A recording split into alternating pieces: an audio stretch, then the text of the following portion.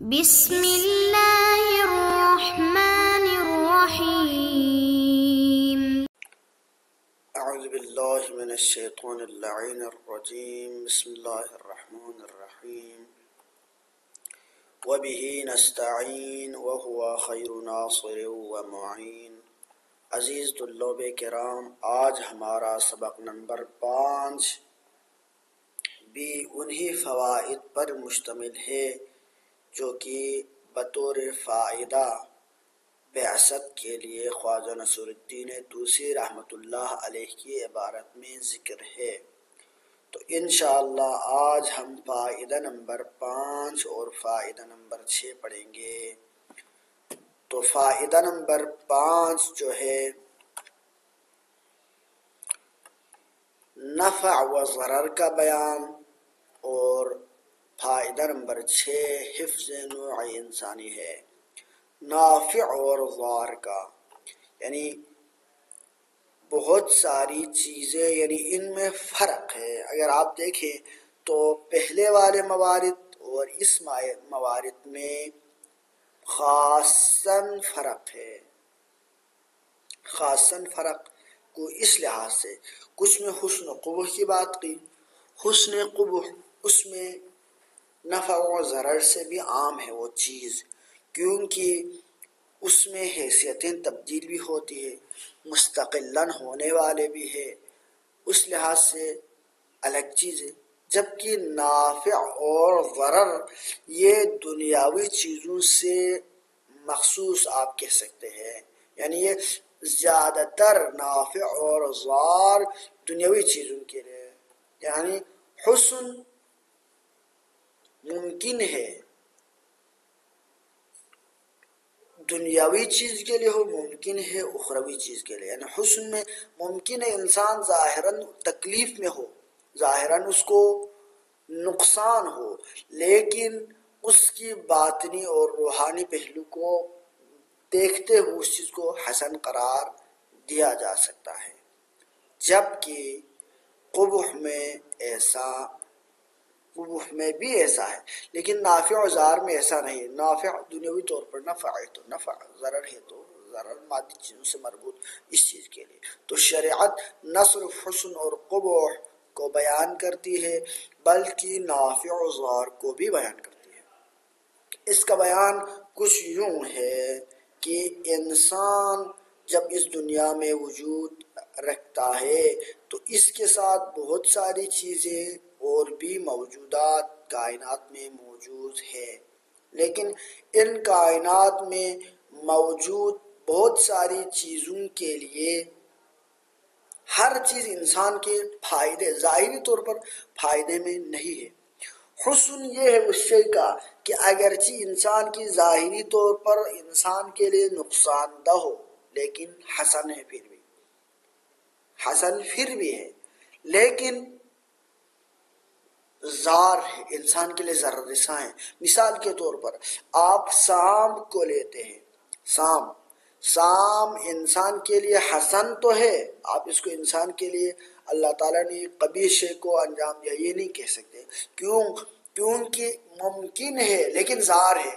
ضار کیوں؟ اگر یہ اس انسان کو ڈسے تو انسان مر جاتا ہے، اپنے وجود کھو بیٹھتا ہے، دنیا سے چلا جاتا ہے، ضار ہے، سام ضار ہے۔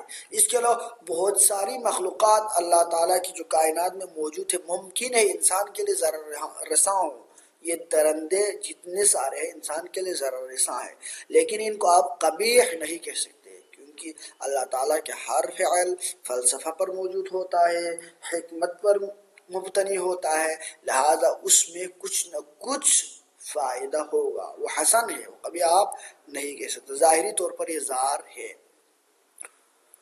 جیسے کہ اگر آپ سام کو دیکھیں تو بہت سارے ایسی چیزیں کہ جن کو انسان ختم نہیں کر سکتے، ایسے مضرات جیسے کہ پودے مختلف قسم کے ہوتے ہیں جن کا ضرر بہت زیادہ ہے، اگر ان کو باقی رکھا جائے تو وہ چیزیں انسان کے لیے اتنا نقصان دہ ہوگا، ڈبل نقصان دہ ہوگا جتنا یہ سانپ نہیں. سانپ تو آپ سامنے جائے تب بھی کٹے گا، لیکن ممکن ہے ان پودوں کا اگر یہ سانپ موجود نہ ہوتا، کھانے والا کوئی مخلوق نہ ہوتا، ختم کرنے والا کوئی موجود نہ ہوتا، تو اس صورت میں اس کے نقصانات انسان کے لیے دگنا ہوتا. اب ان تمام نقصانات سے یہ سام آپ کو بچا رہے، دفاعی پوزیشن میں ہے، تو لہذا یہ حسن ہے. لیکن ظاہری طور پر دنیا میں دیکھا جائے تو بہت ساری ایسی چیزیں ہیں کہ جو انسان کے لیے نفع بھی رکھتا ہے اور ضرر بھی رکھتا ہے، تو ان چیزوں کا بیان بھی شریعت اور بعثت کا کام ہے. جیسا کہ عسل کے اندر فائدہ ہے، فی شفاء للناس، لوگوں کے لیے شفا ہے. یہ کس نے؟ قرآن نے بیان کیا. یعنی عسل، شہد کے اندر انسانیت کے لیے فائدہ ہے. اگر آپ ٹیکنالوجی پہ اعتماد کرتے ہیں، اگر عقل پہ اعتماد کرتے، تو شاید ان فوائد کو کشف کرنے کے لیے سال ہا سال لگ جاتا اور انسان ان فوائد کو کشف نہ کر پاتے.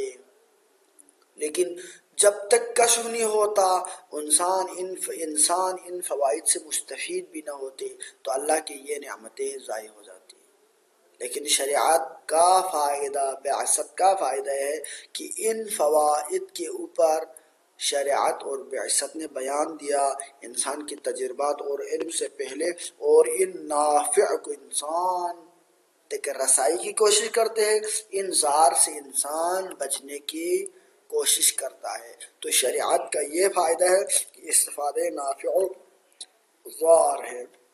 جیسے کہ اگر آپ شہد کے بارے میں دیکھیں تو شہد کی اقسام سے لے کر ہر قسم کے لیے جو الگ الگ فوائد ہے وہ طب نبوی و احادیث نبوی میں مذکور ہے. احادیث معصومین میں ان چیزوں کا ذکر ہے. ضار بہت ساری چیزیں جن کے کھانے سے انسان کے لیے ضرر ہے. لا تأکل السمک، سمک مچھلی نہ کھاؤ، مع العسل، لا تأکل السمک مع العسل. اس کے علاوہ باللبن، لا تأکل السمکۃ باللبن، لبن کے ساتھ عسل نہ کھاؤ. مثالوں میں یہ دی جاتی ہے، یہ حدیث نہ بھی ہو لیکن ان چیزوں کا بیان آپ کو شریعت سے ملے گی. یہ بطور مثال ممکن ہے یہ چیز شریعت میں نہ ہو، لیکن بہت ساری ایسی چیزیں ہیں کہ جن کا بیان شریعت اور بعثت ہمیں بتاتی ہے کہ یہ چیز تیرے فائدے میں ہے، یہ چیز تیرے نقصان میں ہے. یہاں تک کہ اوقات مباشرت کہ ان کے انسانیت کے اوپر اگر ان کو فالو کرے تو نافع بنے گا، نفع ہوگا. اگر ان کو فالو نہ کرے فلانا ان وقتوں میں اگر انسان اپنی حلال ہونے کے باوجود اگر مباشرت کرے تو ان کا ضرر ہوگا. اس کے علاوہ اور بھی بہت سارے غذائیں، ہم نے عسل کی مثال دی، یہ نافع ہے. بہت سارے ایسے غذا ہے جو انسان کے لیے ضرر ہے. فلانا وہ غذا اس چیز کے ساتھ کھانے سے انسان کو ضرر ہوگا. یہ فائدہ انسان عقل سے کشف نہیں کر سکتا، تجربات سے کرے تو بہت سارے نسل انسانی ان فوائد سے محروم رہتی. لیکن شریعت کا فائدہ یہ ہے کہ اول انسانیت، اول شریعت میں ہی شریعت نے یہ ساری چیزیں انسان کو اسی زمانے کے مطابق نافع اور ضار کے بیان کی اور انسان کو یہ چیزیں واضح کر دیا. یہ استفادہ نافع و ضار بھی شریعت کے فوائد میں سے ہے. وحفظ النوع الانسانی، شریعت کا دوسرا فائدہ یہ ہے کہ شریعت نوع انسانی کی حفاظت کرتی ہے. حفاظت کرتی ہے وہ کیسے؟ وہ اس طرح سے کہ بہت ساری چیزیں ہیں. اگر آپ کلی طور پر دیکھیں تو خود نکاح کے فائدوں میں سے ایک فائدہ کیا ہے؟ حفظ نوع انسانی. اگر مخلوط کو جائز قرار دیتے، اگر شریعت نہ ہوتی تو انسان اپنی خواہشات کے مطابق ہر کسی کے ساتھ رشتہ قائم کرتا. ہر مرد، ہر فرد جس سے زندگی میں ملاقات ہوتی ہے ان تمام کے ساتھ ہر مرد ہر غیر عورت کے ساتھ رشتہ قائم کرتا، تو مخلوط بن جاتی نسل انسانی. کسی کا باپ کسی کو پتہ نہ چلتا. کسی کا ماں اس طرح بچے پیدا ہو جاتے لیکن نوع انسانی کی حفاظت اور شناخت قائم نہ رہتی. جب شناخت قائم نہیں تو محبت نہیں, ایک دوسرے کے لیے جذبات نہیں. جب والدین کے ہی پتہ نہ ہو تو جذبات کیسے, جب جذبات نہیں تو ان کے حقوق نہیں, نسل انسانی تباہ و برباد ہو جاتی. یہ صرف ایک پہلو سے ہے, لیکن دوسری لحاظ سے بھی دیکھے تو انسان صرف انہی چیزوں میں نہیں بلکہ شریعت بہت ساری چیزوں میں بارڈر قائم کرتی ہے, نوع انسانی کی حفاظت کرتی ہے. وہ اس طرح سے کہ انسان طریقہ حفظ نوع انسانی کچھ یوں ہوگا کہ ہر انسان چاہتا ہے کہ میرا دائرہ کار فوائد میرے لیے زیادہ ہو, یعنی میں زیادہ قدرت مند بنوں, میں زیادہ مالدار بنوں, میں زیادہ دوسروں سے پاورفل بنوں, زیادہ بیویاں میرے پاس ہو, حسین بیویاں میرے پاس ہو, مال میرے پاس ہو, دولت میرے پاس ہو, بال بچے میرے زیادہ ہوں. ہر چیز میں میں یہ خاصیت انسان کے اندر, لالچ, یہ چیزیں ہیں کوٹ کوٹ کر بھرے ہوئے. اگر کسی ایک انسان کی اسی تقاضے کو, اسی لالچ کو پورا کیا جائے تو ساری کائنات اسی کے ہاتھ میں دیا جائے تو شاید پھر بھی اس کی یہ تقاضے پورے نہ ہو.